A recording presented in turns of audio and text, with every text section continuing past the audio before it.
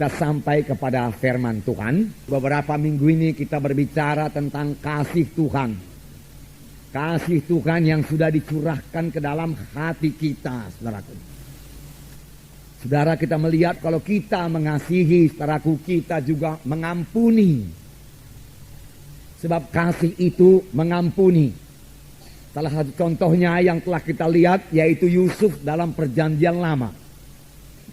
Kita mengetahui Yusuf ini anak Yakub, kemudian dijual oleh saudara-saudaranya ke Mesir. Dan Potifar, saudaraku, membeli Yusuf, kemudian menjadi budak di rumah Potifar. Dan istri Potifar ini tertarik pada Yusuf dan mengajaknya berbuat dosa. Tetapi dengan tegas Yusuf menolak. Dia tahu dosa itu akan menceraikan dia dengan Tuhan. Dia tahu dosa itu akibatnya jelek sekali. Dia tahu dosa itu, saudaraku, akan menggagalkan panggilan Tuhan dalam hidupnya. Dia tahu dosa itu menduka citakan hati Tuhannya. Oleh sebab itu dia menolak dosa itu, saudaraku. Dan istri Potifar menjadi marah dan memfitnah Yusuf. Akibatnya Yusuf dimasukkan dalam penjara. Bukan sebentar, tetapi walaupun demikian Yusuf tidak mendendam.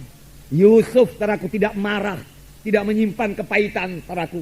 Tidak bermaksud untuk membalas dendam, tidak bermaksud untuk membunuh kapan nanti dia keluar dari penjara. Tidak, saudaraku. Tetapi Yusuf, saudaraku, mengasihi, saudaraku. Yusuf, saudaraku, mengampuni dosa istri Potifar ini, dosa Potifar, saudaraku. Dia tidak mau menyimpan kepahitan dalam hatinya, saudaraku. Dia tidak mau palak, dia tidak mau mendendam.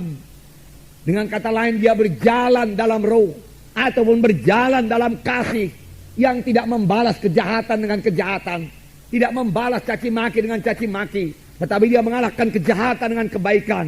Inilah hidup anak-anak Tuhan. Inilah dia anak-anak Tuhan, anak-anak terang. Yang berjalan dalam roh Tuhan. Yang berjalan dalam kasih, saudaraku. Saudara barangkali berkata, saya tidak sanggup berbuat demikian. Saya pun tidak sanggup, saudaraku. Dengan kekuatan saya sendiri, saudaraku. Tetapi syukurlah Tuhan sudah mencurahkan kasih-Nya dalam hati saya. Tuhan juga sudah mencurahkan kasih Tuhan dalam hati saudara. Itu terjadi pada waktu kita lahir baru. Tuhan bukan hanya memberikan keampunan dosa kepada kita, bukan hanya memberikan kuasa dalam nama Yesus, itu memang menjadi milik kita, tetapi Tuhan juga memberikan kasih-Nya dalam hati kita, saudaraku. Dan dengan kasih Tuhan ini kita sanggup. Dengan kasih kita sendiri kita tidak sanggup. Banyak tuntutan Tuhan kepada anak-anaknya. Bahkan Tuhan berkata, kasihilah musuhmu, doakanlah orang yang menganiaya kamu. Bagaimana bisa, saudaraku, dengan kasih manusia? Dia tidak akan sanggup melaksanakannya dengan kasih manusia. Tetapi syukurlah Tuhan, saudaraku, mengaruniakan kasih-Nya kepada kita. Yang diberikan Tuhan pada waktu kita lahir baru. Pakailah kasih Tuhan ini. Selalu bereaksi dengan kasih Tuhan, saudaraku. Memang, saudaraku, kadang-kadang kita mau bereaksi dari daging kita. Saya percaya ini juga terjadi bagi Yusuf. Yusuf, saudaraku, pada waktu dia ditangkap, dimasukkan dalam penjara, dagingnya bisa bicara. Yusuf, kau tidak berbuat apa-apa, tapi kau dimasukkan dalam penjara, jahat sekali istri Potifar itu. Kau mempunyai Allah yang hidup, suruhlah Tuhan menghukum dia. Bisa saja demikian, dan mungkin saja demikian terjadi di dalam hati Yusuf, saudaraku. Tetapi Yusuf tidak membiarkan pikiran itu menguasai hatinya. Segera dia usirkan pikiran itu, saudaraku. Dia tahu dia anak Tuhan. Dia tahu dia anak terang.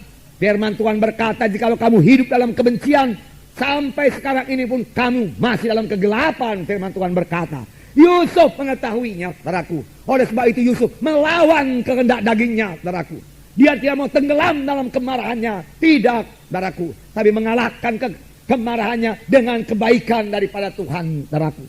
Dengan kasih daripada Tuhan. Dia mulai memikirkan yang baik, memikirkan yang indah, memikirkan yang mulia, saudaraku.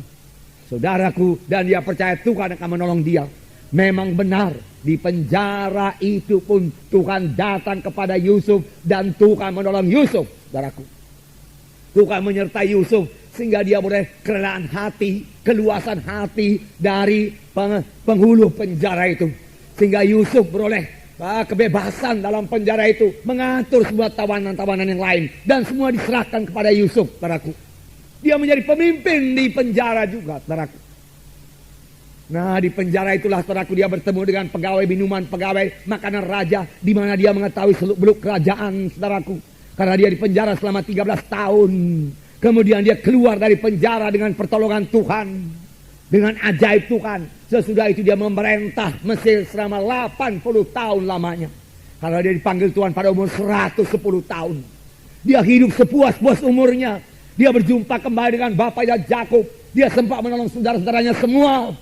Tinggal saudara-saudara semua tidak perlu saudaraku mati kelaparan.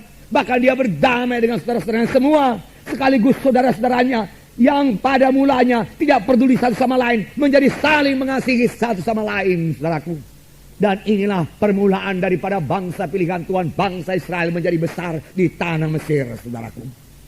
Dan saudara, karena Yusuf tetap dalam Tuhan, kemudian Yusuf punya visi lagi. Visi dari Roh Kudus, bahwasanya satu saat nanti bangsa pilihan Tuhan ini, bangsa yang besar ini akan keluar dari tanah Mesir dan menuju tanah perjanjian. Dan Yusuf berkata kepada tua-tua sidang pada waktu itu, pada waktu umurnya 110 tahun, berjanjilah kamu di depan Tuhan. Pada waktu kamu nanti meninggalkan tanah Mesir ini, bawalah tulang-tulangku beserta dengan engkau. Aku tidak mau tinggal di tanah Mesir, dia katakan. Aku tidak mau jadi mumi di sini, bagaimana kebiasaan orang Mesir. Aku tidak mau memiliki piramid, dia katakan. Tidak, dia bisa memiliki piramid karena dia sejajar dengan Firaun yang lain, saudaraku. Dia sangat berkuasa. Nah, tapi dia berkata, aku mau nanti bersama-sama dengan Tuhan. Tuhan akan memimpin kita keluar dari tanah Mesir ini ke tanah perjanjian. Aku mau berjalan bersama-sama dengan Tuhan. Aku mau melihat Tuhan, dia katakan. Aku mau melihat kuasa Tuhan. Aku mau masuk tanah perjanjian. Dan itu terjadi, saudaraku, puji Tuhan. Inilah terjadi bagi orang yang berjalan dalam Roh Tuhan, yang berjalan dalam kasih, yang selalu mengampuni, yang tidak membalas kejahatan dengan kejahatan, tetapi dengan kebaikan. Hatinya selalu terang dan dia mewarisi tanah Kanaan. Dia masuk ke tanah perjanjian. Puji Tuhan, saudaraku. Itu kasih yang mengampuni, saudaraku. Selalu mengampuni. Selalu kita sadar kita harus selalu mengampuni, saudaraku, selalu mengampuni. Dari itu, saudaraku, mari berjalan dengan kasih. Minggu-minggu yang lewat juga kita melihat bagaimana Yesus berjalan dengan kasih. Dan selalu kita baca, hati Yesus tergerak oleh belas kasihan. Dan saudaraku, kita melihat, saudaraku, bagaimana Yesus melihat orang banyak yang dengan rindu, saudaraku, dengan haus mendengarkan berita firman Tuhan. Sehingga mereka mendengarkannya sampai hampir malam. Orang-orang banyak itu tidak peduli lagi soal makan. Dan murid-murid sudah siap sedia menyuruh murid-murid menurut orang banyak itu pulang. Tetapi Tuhan berkata, jangan suruh mereka pulang. Mereka sudah lapar. Berilah mereka makan. Yesus memandang kepada orang banyak dan hati Yesus tergerak oleh belas kasihan. Inilah hati Yesus. Inilah kasih Yesus. Dia tidak mau membiarkan mereka pulang dengan laparnya. Hatinya tergerak oleh belas kasihan. Karena hatinya tergerak oleh belas kasihan, doanya berkuasa, mujizat pun terjadi, saudaraku. Biarlah ini menjadi teladan bagi kita. Bahwasanya hati yang tergerak oleh belas kasihan itu digerakkan oleh kasih Allah. Dan karena digerakkan oleh kasih Allah, kuasa Tuhan ada di situ, saudaraku. Dan kita bisa berdoa dan mujizat Tuhan akan terjadi. Yesus mengambil 5 roti dan 2 ikan. Lalu memecah belahkannya, saudaraku. Lalu 5.000 orang makan semuanya, saudaraku. Sampai kenyang dan sisanya 12 bakul. Mujizat terjadi. Bahkan mujizat selalu terjadi sampai sekarang ini, di mana ada hamba Tuhan, anak Tuhan yang hatinya tergerak oleh belas kasihan. Karena iman bekerja oleh sebab kasih. Tidak cukup hanya mengetahui firman Tuhan saja. Tidak cukup hanya percaya kepada firman Tuhan. Bagus sekali percaya kepada firman Tuhan, saudaraku. Tidak cukup hanya mengakui, mengucapkan firman Tuhan. Bagus sekali. Namun itu saja tidak cukup untuk menurunkan mujizat Tuhan. Ada anak-anak Tuhan yang sudah percaya kepada firman Tuhan, mengakui firman Tuhan, saudaraku, mengucapkan firman Tuhan. Lalu dia berharap, saudaraku, akan turun mujizat Tuhan yang luar biasa. Tetapi berkat mujizat belum turun juga. Mari kita cek di mana yang kurang. Biasanya yang kurang yaitu kasih. Sebab iman bekerja oleh sebab kasih. Di mana ada kasih, di situ ada terang. Di situ ada iman, di situ ada kuasa, ada berkat, ada kemenangan. Haleluya saudara.